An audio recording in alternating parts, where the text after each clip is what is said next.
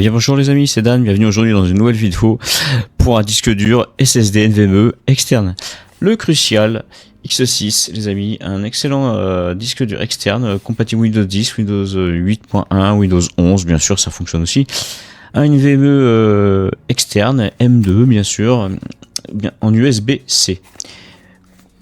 Tout USB-C aussi. Donc du coup, il ne fonctionne actuellement fourni qu'avec un USB-C, tout USB-C, mais bien sûr si vous mettez un adaptateur, il n'y a pas de difficulté.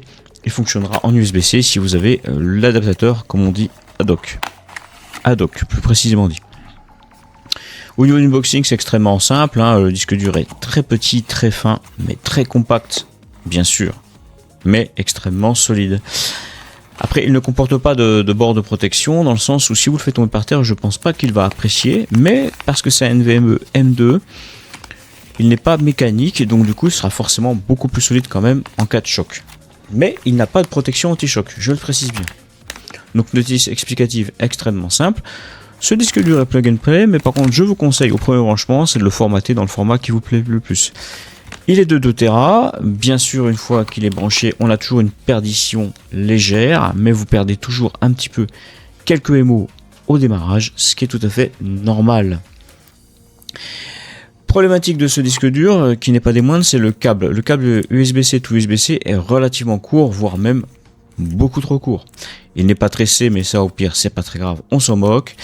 Effectivement, il est beaucoup trop court et ça peut être un problème d'accessibilité si notamment vos ports USB-C sont situés à l'arrière de votre boîtier. Si votre boîtier est en haut de votre bureau et si en plus votre boîtier est énorme, un boîtier grand tour, vous aurez des difficultés à l'atteindre.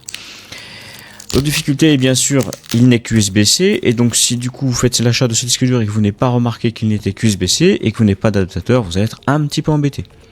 Ceci étant dit, il est extrêmement fonctionnel. Il a un bon taux de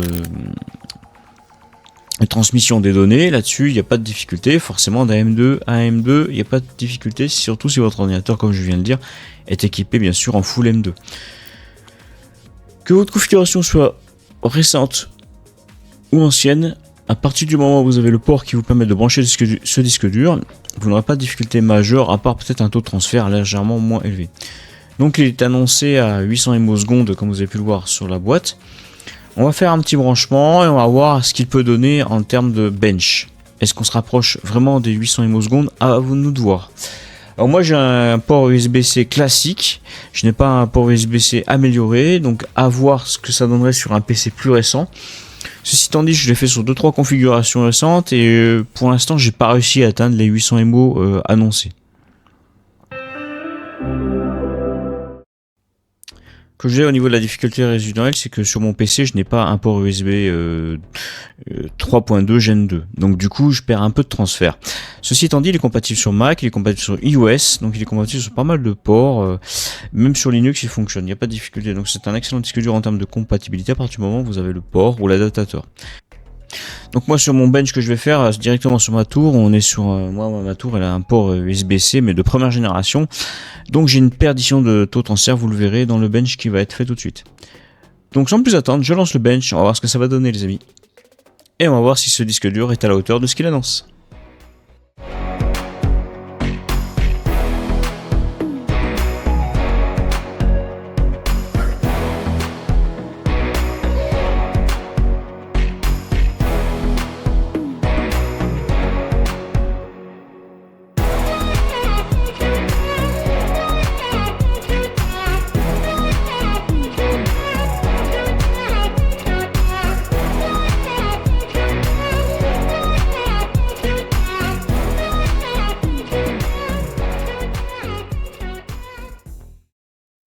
Donc vous avez pu voir juste à l'instant, au niveau des taux de transfert, on est vraiment pas mal, c'est un excellent SSD externe.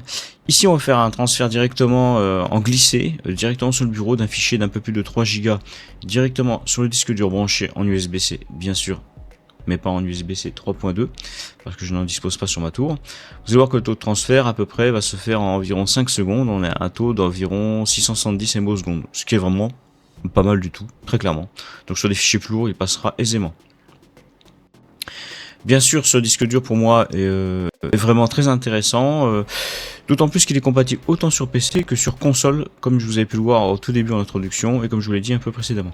Il est compact, solide, il chauffe très peu, ça c'est une chose que j'ai remarqué même sur les gros transferts.